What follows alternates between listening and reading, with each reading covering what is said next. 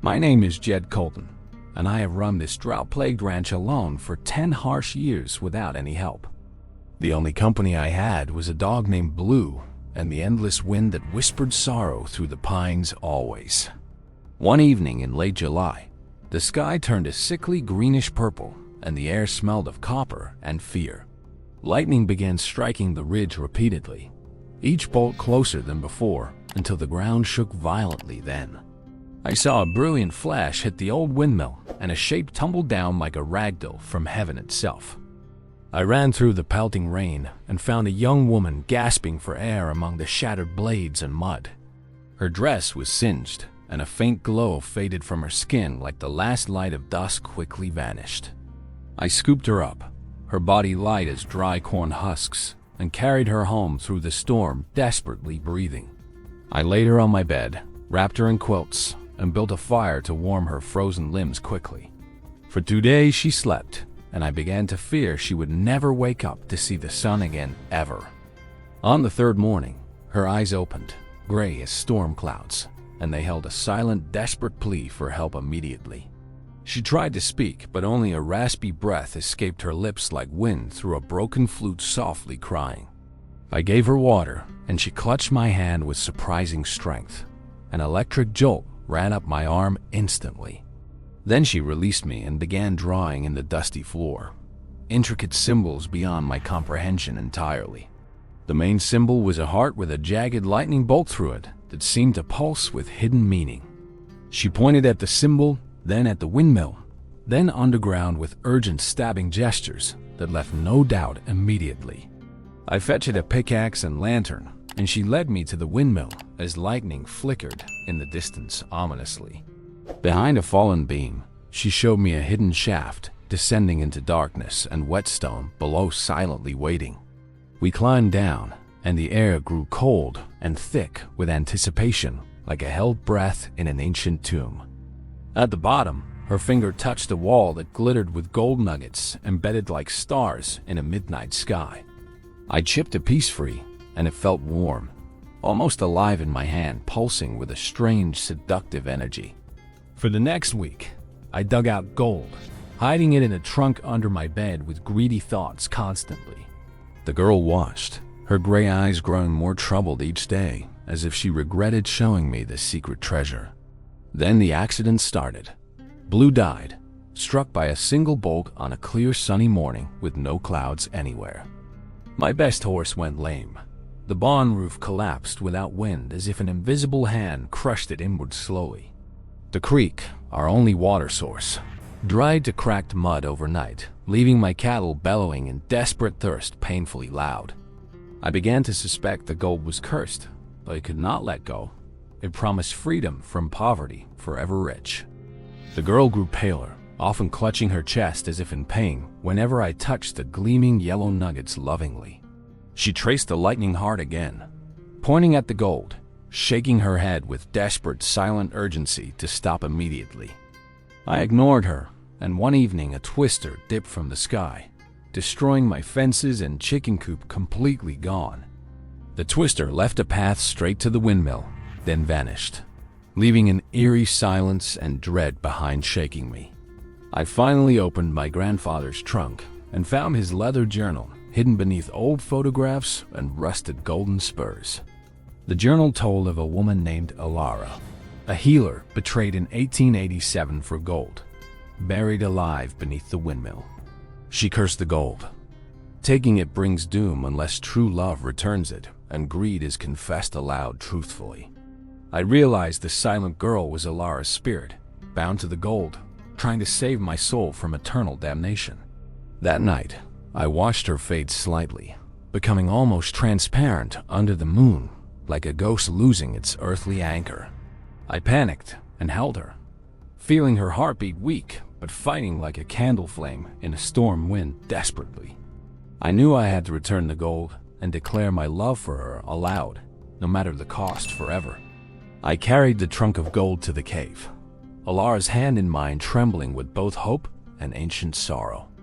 I placed each nugget back into the vein, my hands shaking badly as lightning crackled inside the stone, loudly threatening. When the last nugget touched, the cave roared and the ground split with a deafening, thunderous crack echoing endlessly then. Alara clutched her throat, and I shouted, "I love you, Alara, with all my heart. Come back to me now." A blinding light filled the cavern, and I heard her voice first time saying my name like a prayer answered. "Jed," she whispered, "you broke the curse with your love and set my soul free forever at last, truly now." The storm outside ceased instantly, and the windmill began turning slowly, creaking with new life after a century of stillness. Water gushed from the cave spring, filling the dry creek bed with clear, cold water that sang over stones joyfully. The dead bull stood up, shaking off dirt, and lowed contentedly as if resurrected by the land's forgiveness, completely healthy. Alara became solid, her skin warm and pink, her hair smelling of rain and wildflowers, no longer a ghost forever. She laughed, a sound like silver bells, and kissed my cheek with lips as soft as a morning rose petal. We walked out of the cave into a sunrise painted gold and pink, the valley reborn in glorious, hopeful light. I asked her to stay, and she said yes, becoming my wife under the very windmill where she had fallen. We fixed the ranch together, planting new crops and repairing fences with laughter and songs that the wind carried far. The gold vein was gone, replaced by a garden of wild roses that bloomed year-round with an impossible sweet fragrance. Alara told me her story fully. Her lover killed her for the gold and buried her heart beneath the windmill. But my love, genuine and sacrificial, broke the century-old curse, allowing her soul to finally rest in peace, forevermore blessed. She chose mortality to live with me, and we became legend, defeating greed with love, forever remembered fondly, indeed blessed. Now, every evening we sit on the porch, watching the windmill turn and remembering the storm that brought us together. Our children will hear this story, learning that love is the real treasure, stronger than any curse or gold vein. I often catch Alara tracing that lightning heart in the dust with a secret knowing smile, eternally mysterious sweet. And I realize I am the richest man in the entire West because her love fills my heart beyond measure. The first year, Alara planted a garden that thrived against all odds, producing food that amazed everyone locally, instantly famous. Old Man Higgins from the next spread said our land was bewitched, yet envied our thriving cattle, openly jealous grudgingly. Alara could call a gentle rain by humming, but never a storm, holding a thread of power quietly, sweetly controlled. I taught her to ride a horse, and she learned faster than wind, hair streaming like wildfire, beautiful, untamed, free forever. Her laughter echoed over the canyons, chasing away all lingering shadows of the curse that once held her captive tightly. One night, she woke me, whispering that a lost traveler needed help. We saved a boy near death from thirst. The boy's family rewarded us, but we only asked them to pay kindness forward, as land forgave greed completely, blessedly. We never touched gold again, using only barter and honest work to build a life richer than any treasure chest. Alara became known as a healer, using herbs from her garden to cure ailments and mend bones, miraculously gently loving. Some whispered she was a witch, but the healed folks only praised her for her gentle hands and kind heart. On our second anniversary, a double rainbow arched over the windmill, a sign from spirits, she said, smiling, crying happy. That night, we danced under the stars, and she sang a wordless melody that made coyotes listen, enchanted, still breathless. I found a gray hair on my head, and she plucked it laughing, calling it silver wisdom earned dearly beloved. She never aged a day, as if the curse had frozen time for her, keeping her young, forever, radiant, immortal. I did not mind. Her eternal youth was a blessing, not a burden. Her love made my wrinkles deeply grateful. We raised 3 strong children who never feared storms or legends, for their mother calmed lightning, easily loving, peacefully always. Our eldest daughter had her mother's gray eyes and uncanny intuition, predicting rain or calf sickness without fail ever. She once dreamed of the gold cave and woke tracing the lightning heart on her sheet. Memory in blood.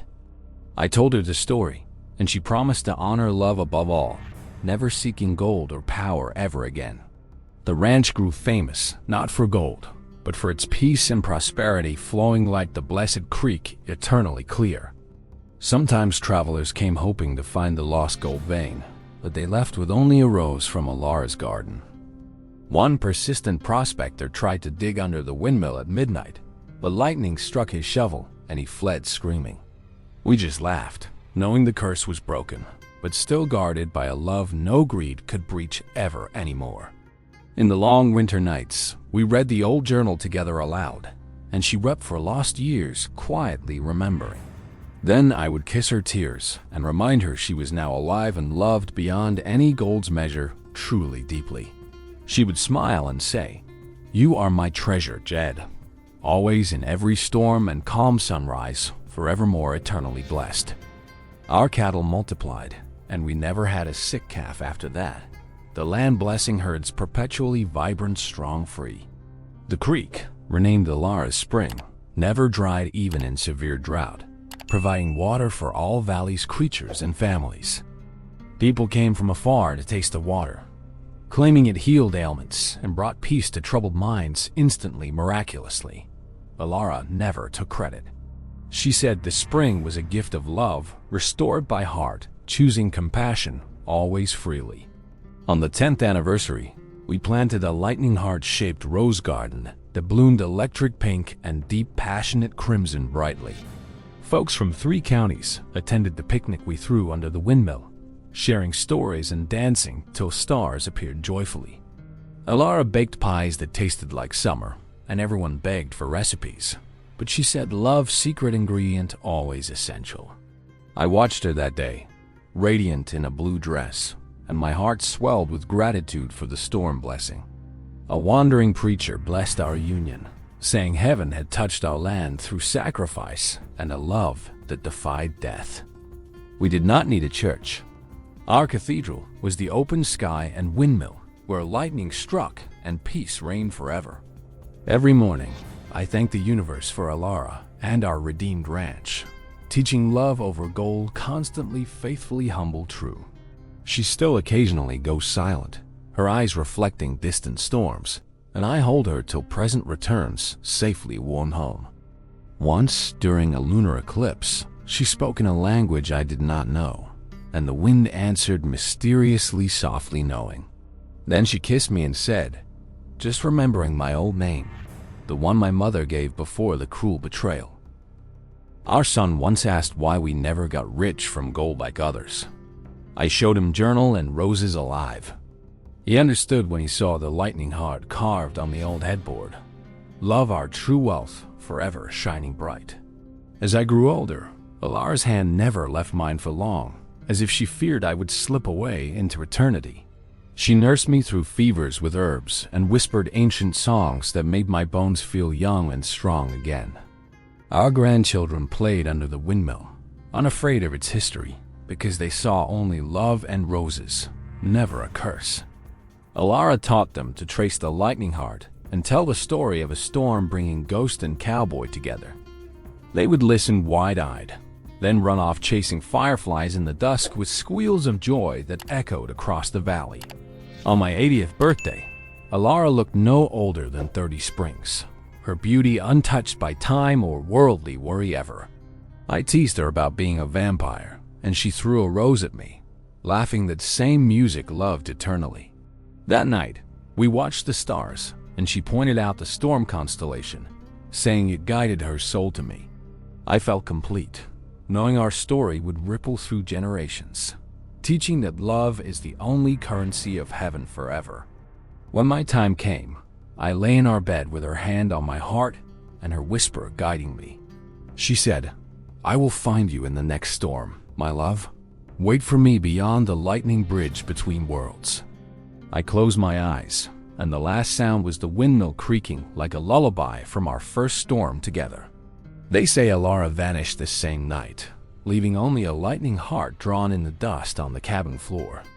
Our children kept the ranch, and the windmill still pumps water faithfully, as if blessed by an eternal love story. Visitors claim on stormy nights, two figures dance on the ridge with lightning flashing a heart above forever shimmering bright. That heart lightning is said to bless lovers who witness it together with a lifetime of devotion and storm-proof love. So if you ever feel a storm brewing, look for the windmill and hear a woman's laugh echoing sweetly nearby. Please subscribe to Stories Hub Official. Smash that like button and tell me your thoughts in the comments below now.